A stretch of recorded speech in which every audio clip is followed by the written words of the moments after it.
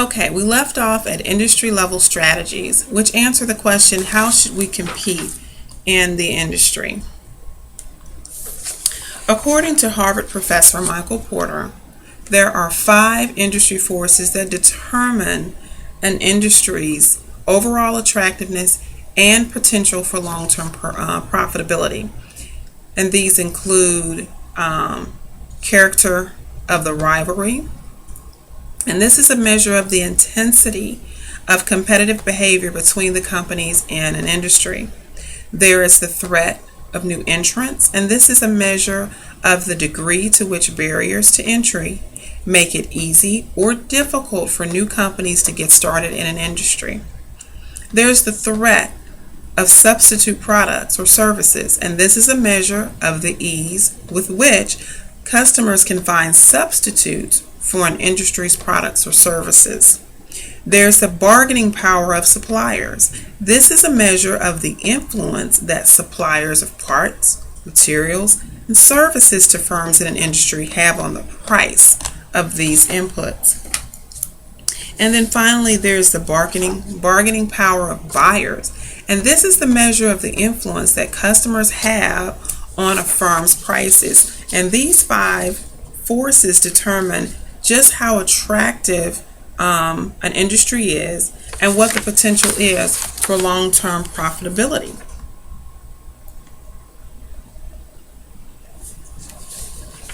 After analyzing the industry forces, the next step in industry level strategy is then to protect the company from the negative effects of industry-wide competition. Again, according to Porter, there are 3 ways to position the company. There's cost leadership, differentiation, and focus strategy.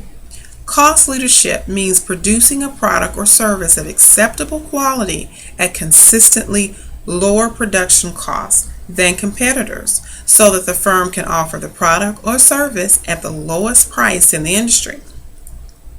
Differentiation means making your product or service sufficiently different from competitors' offerings so that customers are willing to pay a premium price for the extra value or performance that it provides. And then with a focus strategy, a company either uses a cost leadership or differentiation to produce a specialized product or service for a limited, specifically targeted group of customers in a particular geographic region or market segment. An example of this type of niche group would be within the publishing industry, romance novels.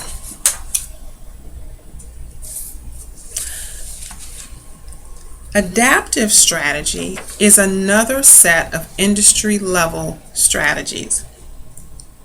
The aim of positioning strategies is to minimize the effects of industry competition and build a sustainable competitive advantage.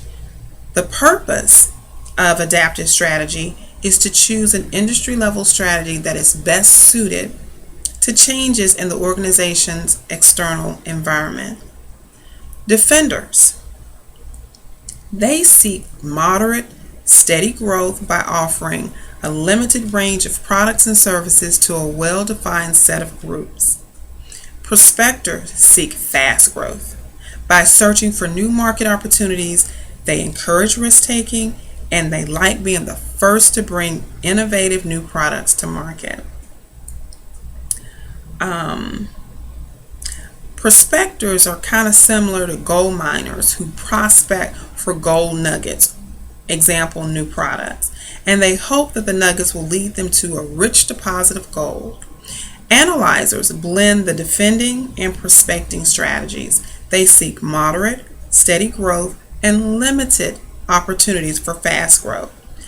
Analyzers are rarely first to market with new products or services. Instead, they try to simultaneously minimize risk and maximize profits by following or imitating the proven successes of prospectors. Finally, unlike defenders, prospectors or analyzers Reactors do not follow a consistent strategy. Rather than anticipating and preparing for external opportunities and threats, reactors tend to react to changes in their external environment after they occur. Firm-level strategies answer the final question: how should we compete against a particular firm? FedEx buys Kinko's.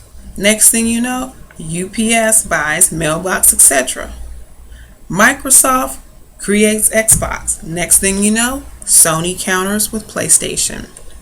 Instead of competing with an industry, most firms compete directly with just a few companies within it. Direct competition is the rivalry between two companies offering similar products or services that acknowledge each other as rivals and take offensive and defensive positions as they act and react to each other's strategic actions. Market commonality is the degree to which two companies have overlapping products, services, or customers in multiple markets. Resource similarity is the extent to which a competitor has similar amounts and kinds of resources, that is, similar assets, capability, processes, information, and knowledge used to create and sustain an advantage over competitors. From a competitive standpoint, resource similarity means that your direct competitors can probably match the strategic action that your company will take.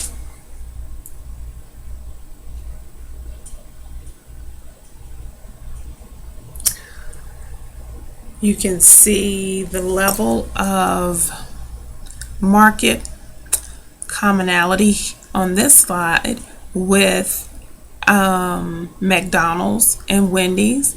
There is a high level of market commonality between McDonald's and Wendy's. You can also see that with regard to with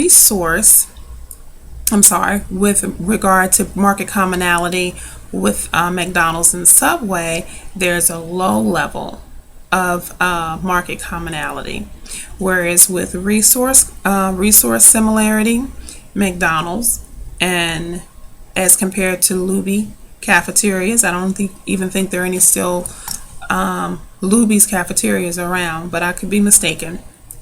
There's a very low resource similarity, but a very high resource similarity with McDonald's and Subway.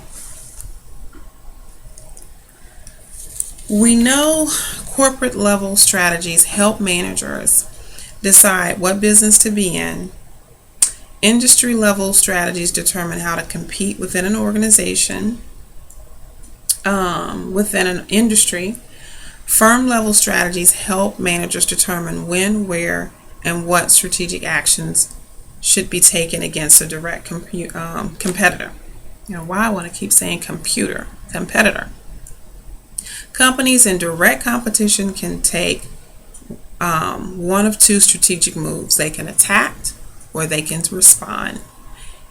An attack position is a competitive move designed to reduce the rival's market share or profits.